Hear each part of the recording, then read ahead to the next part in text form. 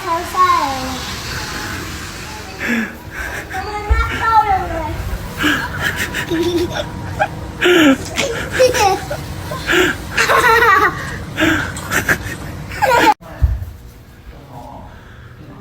พี่ยุบหน้าเท้าใส่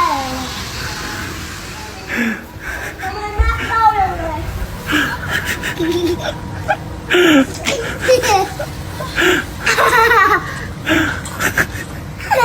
สวัสดีฉันคือมันเตอิว